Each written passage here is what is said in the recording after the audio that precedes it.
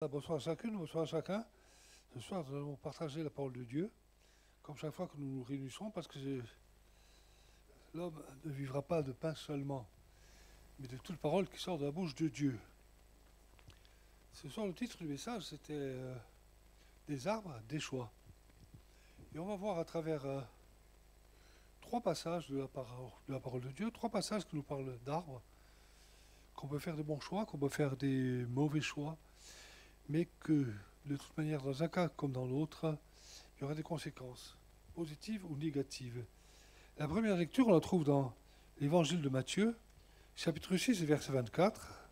Alors, ça parle pas d'arbre, mais c'est une introduction. Nul ne peut servir deux maîtres, car ou il haïra l'un et aimera l'autre, ou il s'attachera à l'un et méprisera l'autre. Vous ne pouvez servir Dieu et Mammon. Mammon, le dieu de l'argent. Le dieu de l'argent, ça représente les choses du monde, ça représente l'esclavage que le diable veut nous imposer, nous dire les choses de Dieu, c'est pas très intéressant. Regarde, tu as plutôt besoin de ces choses-là, tu as plutôt besoin d'un bon compte en banque, tu as plutôt besoin d'une belle voiture, tu as peut-être besoin d'un yacht, pourquoi pas, tant qu'à faire, tant qu'on y est. Mais en fait, la chose dont on a vraiment besoin, c'est la parole de Dieu. Et c'est la présence du Saint-Esprit dans le cœur, c'est cette relation avec Dieu, c'est l'assurance du salut pour l'éternité. À travers ce verset, on va voir que il y a, quoi qu'on en pense, en fait, deux maîtres qui veulent régner sur nous. Ils veulent régner sur nous. Et je crois que déjà, il y a un choix qui va s'imposer à nous. Il ne faut pas mépriser le bon maître, le meilleur des maîtres, pour accepter le mauvais maître. Parce que la tentation est là. Et c'est vite fait, même pour un chrétien peut-être, un jour ou l'autre, de dire stop, c'est fini. Et peut-être pour quelqu'un qui n'a pas encore entamé sa marche avec Dieu, de dire mais ça ne m'intéresse pas. Moi j'ai trop de soucis, trop de problèmes dans le monde. Donc, alors on va voir, comme je le disais en introduction, des arbres dans la parole de Dieu où il a fallu faire des choix. Des choix avec des conséquences évidemment, parce que tout choix dans notre vie a des conséquences positives ou négatives. Le premier arbre, vous vous en doutez, c'est l'arbre de la vie. On le trouve dans le livre de la Genèse, au chapitre 2, au verset 9. L'Éternel Dieu fit pousser du sol des arbres de toute espèce, agréables à voir et bons à manger. Et l'arbre de la vie au milieu du jardin, et l'arbre de la connaissance du bien et du mal. Et puis, on va sauter au verset 17. Dieu va dire, mais tu ne mangeras pas de l'arbre de la connaissance du bien et du mal, car le jour où tu en mangeras, tu mourras. Et la plupart des versions disent, tu mourras certainement. Dieu ne parle pas en vain. Quand Dieu dit tu mourras, tu mourras. C'est pour ça qu'il y a certaines versions qui ont rajouté le mot tu mourras certainement. En fait, c'est Dieu qui a fait pousser tous ces arbres, tous les arbres qu'il y avait sur la terre à ce moment-là. Il a fait pousser tous ces arbres. Et tous les arbres étaient bons à manger. On l'a étudié dans le livre de la Genèse avec Guillaume, le pasteur, dans les études bibliques du vendredi soir. Les arbres étaient bons à manger. C'est Dieu qui avait fait pousser tous ces arbres. Et nous sommes dans le monde. Dans le monde, on a des besoins. Dieu pourvoit. Dieu pourvoit. Ça veut dire que, quelque part, il n'est pas interdit de manger de l'arbre de la réussite professionnelle. On ne va pas se l'interdire. On ne va pas dire, moi je suis chrétien, donc, patron, je ne veux surtout pas d'avancement. Je veux vivre pauvre. Je suis un bon chrétien. C'est ridicule. Maintenant, il ne faut pas s'attacher à la réussite professionnelle au détriment, au mépris des choses de Dieu. C'est là qu'est toute la différence. Parce que trop souvent, en tant que chrétien, on va s'accuser de choses stupides, finalement. Stupides. Ça, il n'est pas interdit de manger de l'arbre de la réussite professionnelle. Il est encore moins interdit de manger de l'arbre de la réussite familiale. Bien sûr qu'on a envie de se marier, on a envie d'avoir des enfants, on a envie d'avoir des petits-enfants, etc., etc. C'est pas interdit du tout. on marche avec Christ, on marche avec Dieu, on obéit à sa parole. On est sur terre. Et parce qu'on marche avec Dieu, on ne s'est pas fait pour autant moine ou bonne sœur. On ne s'est pas reclus. Parce que c'est bien d'être moine, d'être reclus dans un couvent, mais où est le témoignage? Où est l'évangélisation? Ouais. On est enfermé et finalement on n'apporte rien au monde. Nous, on est là pour être la lumière du monde. Donc on ne va pas s'attrister nous-mêmes, on ne va pas se mettre nous-mêmes des chaînes. La vie chrétienne est déjà, parfois, souvent même, assez difficile comme ça. On ne va pas se mettre des chaînes nous-mêmes en disant, oh là là, non, ouais, la famille, mais si j'ai des enfants, après, ça va être plus difficile pour revenir à l'église, tout, vaut mieux que je ne me marie pas, vaut mieux que je n'ai pas d'enfants. C'est ridicule. C'est ridicule. Il est permis aussi de manger de l'arbre des loisirs. Parce qu'on a besoin de se reposer parfois. Il y a la vie professionnelle, il y a la vie spirituelle, il y a le service dans l'église, la vie d'église en tout cas. Et on a besoin d'avoir des temps de repos. C'est même nécessaire, c'est même essentiel. Mais il faut quand même qu'on réalise. Il faut qu'on réalise qu'il y a deux arbres principaux. Deux arbres principaux. Parce que si on ne réalise pas qu'il y a deux arbres principaux, tous les autres arbres seront là pour nous cacher le principal. C'est que nous avons un choix à faire. Nous avons un choix à faire. Et ce soir, ce choix nous est proposé. Nous avons un choix à faire entre l'arbre de la vie et l'arbre de la connaissance du bien et du mal. Mais l'arbre de la connaissance du bien et du mal, dont Dieu va dire, le jour où tu en mangeras certainement. C'est Dieu qui l'avait fait pousser. Il n'a pas poussé tout seul par hasard. C'est Dieu qui l'a fait pousser. Alors on peut se poser la question, du bien, enfin quand même. C'est Dieu qui nous aime, qui aimait ses premières créatures, qui va mettre dans le jardin un arbre qui pourra les faire mourir. Et justement parce que Dieu nous aime, il nous laisse notre libre arbitre et nous avons nos choix à faire. Mais en même temps qu'il nous laisse libre de nos choix, il est là pour nous conseiller, il nous conseille. Il nous le dit. Il nous dit, le jour où tu en mangeras, tu mourras certainement. Il ne faut pas mépriser le conseil de Dieu. Il ne faut pas mépriser le conseil de Dieu. Pourquoi l'arbre de la connaissance du bien et du mal? Pourquoi l'arbre de la connaissance du bien et du mal? Pourquoi Dieu va dire, non, il ne faut pas toucher? Regardez, la réponse, on l'a toujours dans le livre de la Genèse, au chapitre 3 et au verset 4. Chapitre 3, verset 4. Alors, le serpent dit à la femme, vous ne mourrez point. Et la suite du verset, c'est bizarre qu'il n'y ait pas la suite du verset là. La suite du verset dit, mais Dieu sait que le jour où vous en mangerez, vos yeux s'ouvriront et vous serez comme Dieu. D'autres versions disent, vous serez comme des dieux, connaissant le bien et le mal. Alors on se retrouve devant une situation quand même un peu particulière, parce qu'il y a Dieu qui dit, vous n'en mangerez pas, si vous en mangez, vous mourrez certainement. Et le serpent qui dit, mais tu peux en manger. C'est pas vrai, tu vas pas mourir, mais bien au contraire, c'est Dieu qui te piège. C'est Dieu qui te piège parce qu'il sait que si tu en manges, tu vas être comme un Dieu, tu vas être comme un Dieu, tes yeux vont s'ouvrir. Vous serez comme des dieux. Mais si on est comme Dieu, si on est comme des dieux, quelque part ça veut dire qu'on n'a plus besoin du conseil de Dieu, vous comprenez? Ça veut dire qu'on est rendu capable de diriger nos vies nous-mêmes. Il n'y a qu'à se rappeler quand on dirigeait nos vies nous-mêmes, c'était pas brillant quand même. Hein. C'était pas brillant. On allait d'échec en échec, spirituellement, n'en parlons même pas. On était promis à la perdition, on était perdus pour l'éternité, et souvent on ne le savait même pas. Mais c'est Dieu qui a ouvert nos yeux. Ce n'est pas l'arbre de la connaissance du bien et du mal, ce n'est pas les conseils de Satan, ce n'est pas les conseils du serpent. Vos yeux s'ouvriront, vos yeux s'ouvriront. Mais en fait, ils vont s'ouvrir sur quoi, nos yeux? Ils vont s'ouvrir sur le péché. Ils vont s'ouvrir sur le fait qu'on va dire j'ai mangé cet arbre, je ne suis pas mort, et puis finalement, il n'était pas mauvais. Alors maintenant, pourquoi je ne mangerais pas un autre fruit? Le fruit de la pornographie, le fruit du mensonge, le fruit de toutes sortes de fruits. Nos yeux vont s'ouvrir, mais sur des choses de néant, sur des choses qui viennent du monde des ténèbres. C'est pour ça que Dieu dit, n'y touche pas. Et Satan dit, mais tu vas être comme un Dieu. Tu es comme un Dieu, tu n'auras plus besoin de conseil de Dieu.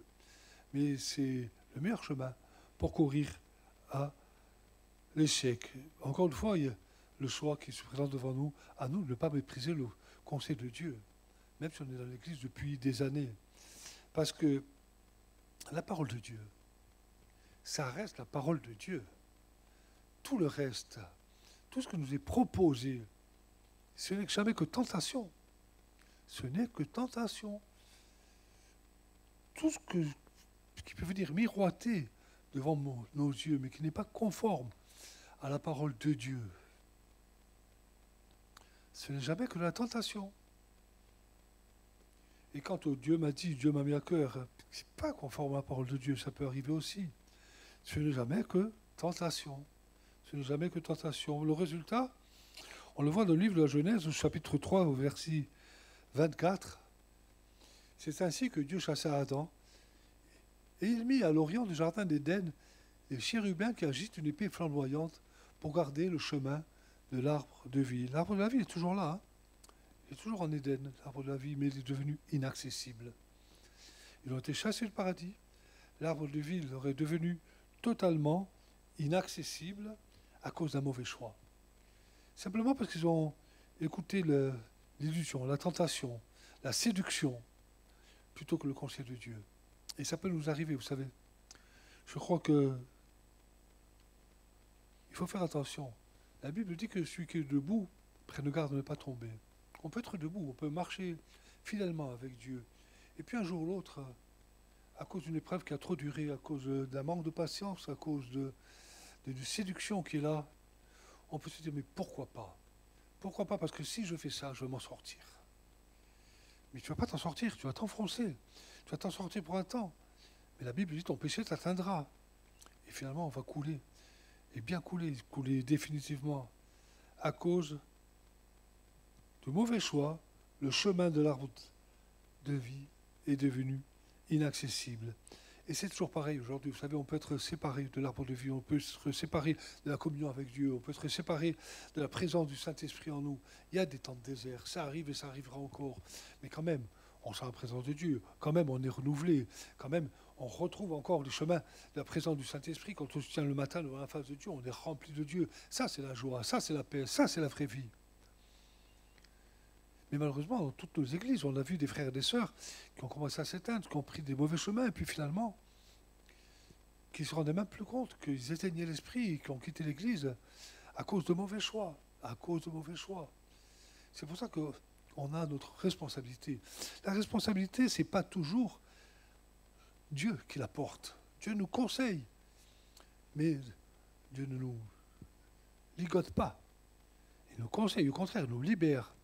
La responsabilité, ce n'est pas toujours le pasteur, ce n'est pas toujours le prédicateur, ce n'est pas toujours certains frères et sœurs. La responsabilité, elle est avant tout propre. Elle nous est propre. Chacun, nous avons notre part à faire. Et là, on peut être séparé parce qu'on a méprisé le conseil de Dieu. Alors, si on a perdu le chemin de l'arbre de vie, il va falloir essayer de le retrouver, il va falloir le chercher.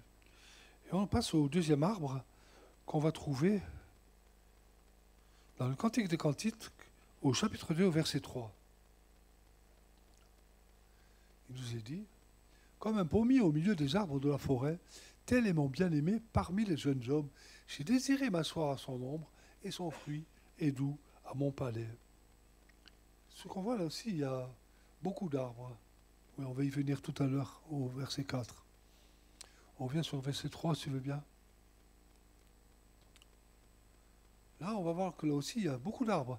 Il y a un pommier, mais ici, il est au milieu des arbres de la forêt. Et quand vous êtes dans une forêt, vous cherchez le pommier, il va falloir le chercher pour le trouver, vous comprenez. Parce que le pommier, lui, ce n'est pas un arbre qui va nous empoisonner. Le pommier, c'est un arbre qui porte du fruit. Le pommier, c'est un arbre qui nourrit. Et la présence de Jésus, ça nous fait porter du fruit. La présence de Jésus dans nos cœurs, ça nous bénit. Ça nous nourrit, littéralement. Ça nourrit notre être. La parole de Jésus, ça nourrit notre être entier. Mais il y a une forêt. Et dans une forêt, il y a beaucoup d'arbres, mais beaucoup d'arbres qui nourrissent pas. Mais il y a aussi ce pommier. Il va falloir le chercher parce qu'il est au milieu de la forêt. Au milieu de la forêt. Mais vous savez, la Bible dit Celui qui cherche Dieu le trouve. Donc, je crois que pour chacun d'entre nous, même si tu es éloigné, même si tu as des problèmes spirituels en ce moment, même si tu te dis, mais je ne me sens plus très bien à la présence de l'arbre de vie, je me sens sec, je me sens quand même un peu... Je ne sens plus vraiment cette présence du Saint-Esprit en moi. Celui qui cherche Dieu le trouve. On a une semaine de prière où le thème, de jeûne et prière, où le thème, c'était chercher l'Éternel pendant qu'il se trouve. Chercher l'Éternel. Et on a découvert, on le savait déjà, certainement, que quand on cherche Dieu, on le trouve. À condition, évidemment, de le chercher de tout notre cœur. Et c'est pareil ce soir. Même s'il y a beaucoup d'arbres autour de toi, des arbres, tu ne sais même plus à quel arbre te nourrir finalement. Mais il y a le pommier au milieu de la forêt. Si tu cherches, tu vas le trouver. Et la suite du verset, le verset 3, nous dit comme un pommier. Au milieu des arbres de la forêt, la suite du verset 3, nous dit, j'ai désiré m'asseoir à son ombre, et son fruit est doux à mon palais. J'ai désiré. Là, loin de mépriser le conseil de Dieu, c'est quelqu'un qui le désire, quelqu'un qui désire le contact, quelqu'un qui désire une communion. Et ça aussi, c'est notre rôle, c'est notre responsabilité. Rechercher cette communion avec Dieu. Et puis le verset 4 nous dit, il m'a fait entrer dans la maison du vin, et la bannière qu'il déploie sur moi, c'est l'amour. Il m'a fait entrer dans la maison du vin. J'apprendrai à personne ce soir que le vin dans la Bible, c'est le symbole de la joie. Et quand on cherche l'arbre de vie, quand on cherche la présence du Seigneur dans notre cœur, quand on désire ardemment cette communion avec Dieu, il va nous faire entrer dans la maison du vin, la maison de la joie. On va être dans sa maison. Les arts de l'esprit, on est déjà dans l'éternité avec lui. Vous savez, l'éternité, ça ne commence pas à notre mort. L'éternité, ça commence quand on accepte Jésus dans notre vie. Quand on dit souvent, j'en veux plus. Parce qu'on est déjà mort en fait. On passe par l'eau du baptême. On est déjà mort. On est passé par la croix. Normalement. Je suis passé par l'eau du baptême. Je suis mort à mon ancienne vie. Je ressuscite à ma nouvelle vie. Et justement parce que je ressuscite, je suis déjà rentré là, dans l'éternité. Et je commence à vivre les choses célestes, les arts de l'esprit. Mais ça aussi, il faut le rechercher. Je commence à vivre la puissance de Dieu. Je commence à parler en langue. Je commence à prophétiser, à interpréter. Je commence à exercer les dons spirituels. Je commence à avoir des paroles de connaissance, des paroles de sagesse. Ça fait du bien aux gens. Et ça aussi, il faut qu'on le désire ardemment. On est dans la maison du vin, dans la maison de la joie, dans l'église, où le Seigneur est au milieu de son peuple et répand son esprit sur nous. Et puis, le troisième et dernier arbre, c'est celui qui nous permet de trouver la guérison. On va le trouver dans le livre de l'Apocalypse, au chapitre 22 et au verset 2. Au milieu de la place de la ville et sur les deux bords du fleuve, il y avait un arbre de vie produisant 12 fois des fruits, rendant son fruit chaque mois et dont les feuilles servaient à la guérison des nations. Ça, je reviens sur ce que je disais à l'instant, c'est une promesse pour l'éternité. La Jérusalem céleste, un arbre au milieu de la place, des feuilles qui servent à la guérison des nations, mais je disais qu'on est déjà dans le ciel. Et nous-mêmes, on peut déjà trouver notre guérison ce soir. Tu peux trouver ta guérison physique ce soir. Si tu la désires, tu la cherches auprès du Seigneur Jésus, il est encore capable de te guérir ce soir. Tu peux trouver ta guérison spirituelle ce soir. Si tu es lourd, fatigué, chargé, tu n'avais même pas envie de venir à l'église, peut-être, tu peux trouver ta guérison spirituelle, être renouvelée. Si tu as envie de t'engager avec le Seigneur, tu peux trouver ta guérison éternelle. Tu peux trouver ta guérison éternelle, tu peux trouver le salut pour l'éternité dans de simples réunions comme celle-ci. Et un arbre de fruits, un arbre de vie, l'arbre de vie retrouvé. L'arbre de vie retrouvé. L'arbre de vie encore au milieu de son peuple. Le péché effacé, comme ça s'est produit au départ. L'arbre de vie est à nouveau au milieu de son peuple. Et pour terminer,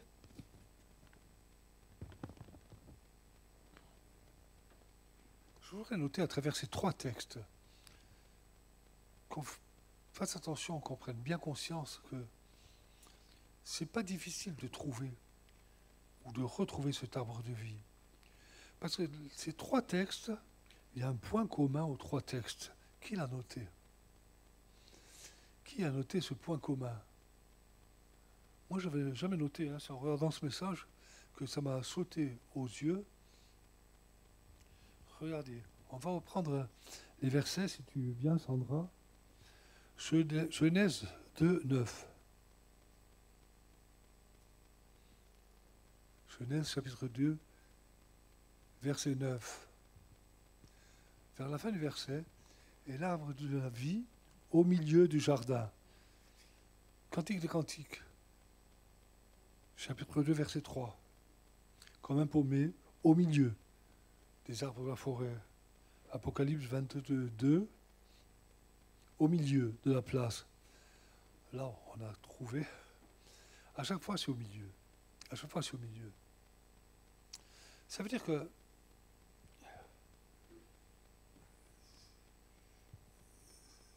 tout le monde peut le trouver. C'est pas plus près de quelqu'un et plus loin de quelqu'un d'autre. Dieu ne fait pas de favoritisme, dit la Bible. Dieu ne fait pas de favoritisme.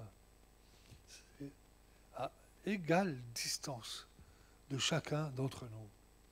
On ne peut pas dire, mais moi je ne suis pas comme lui, alors moi je ne peux pas m'approcher de Dieu avec autant de facilité. Moi je n'ai pas eu sa chance. C'est pas comme ça que ça marche. L'arbre est toujours au milieu, à égale distance. C'est quand même incroyable. Regardez la vision d'Ézéchiel, les ossements desséchés. Dieu n'a pas amené Ézéchiel n'importe où. Il a déposé au milieu de la vallée. Parce qu'au milieu, il pouvait mieux voir tout. Il pouvait faire le constat complet. Il pouvait faire un constat absolument complet de tout ce qu'il y avait. Et on va voir souvent comme ça dans la parole de Dieu qu'il y a des choses qui se passent de telle manière qu'on n'est pas trop loin. Si vous regardez les villes de refuge, on ne va pas refaire un message là-dessus ce soir, mais si vous regardez comment sont disposées les villes de refuge par rapport aux tribus, c'est quand même extraordinaire parce que elles sont disposées de telle manière que, où qu'on se trouve en Israël, il y en a une qui ne soit pas trop loin. Et le texte dit afin que le vengeur de sang ne t'atteigne pas.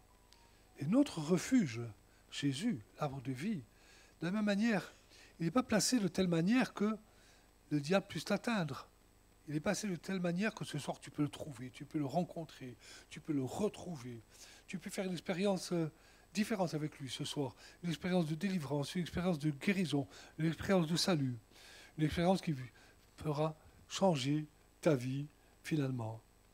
C'est pour ça que la Bible dit, comme on l'a prêché pendant toute cette semaine de jeûne et prière, celui qui cherche Dieu le trouve. Parce qu'il n'est pas trop loin. Parce qu'il n'est pas trop loin. Mais le but de ce message, c'est de nous faire prendre conscience qu'il y a un choix à faire. Dieu te tend la main pour te sauver. Dieu te tend la main pour te guérir. Dieu te tend la main pour te secourir ce soir. Mais il ne faut pas mépriser le conseil de Dieu. On ne peut pas marcher en faisant ce qui nous semble bon. Ça, c'est le livre des juges. Mais ils allaient de catastrophe en catastrophe. Alors Dieu est bon, Dieu intervenait, Dieu les délivrait. Et ils retombaient de leur travers, et c'était encore une catastrophe. Il y a le conseil de Dieu. Ces arbres étaient là, il y avait des choix à faire, mais il y a le conseil de Dieu pour nous. Et nous avons, nous aussi, des choix à faire. Alors, nous allons prier, si vous le voulez bien, pour que la parole porte son fruit, tout simplement. Mon Seigneur, mon Dieu, tu vois ce temps que nous avons passé devant ta face dans cette soirée. Je te prie, mon Dieu, pour que tu donnes à chacun d'entre nous de réaliser que nous sommes maîtres de nos voies. Mais ce n'est pas nos voies qui porteront les meilleurs fruits pour notre vie. En fait, c'est quand on est attentif à ta parole, qu'elle soit lue, qu'elle soit entendue, c'est toujours ta parole. Quand nous sommes attentifs à ta parole et que nous sommes devant ta face pour réclamer ta grâce, et que nous engageons à faire attention à nos choix. Et dès lors que nous faisons attention à nos choix, nous prendrons forcément le sentier de la vie. Parce que c'est toi qui dirigeras nos pas. Alors je te prie, notre Dieu, pour que, à travers ce message, tu nous aides.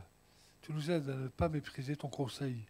Même si parfois la tentation est là, La tentation de dire, mais tu ne mourras pas, c'est pas vrai.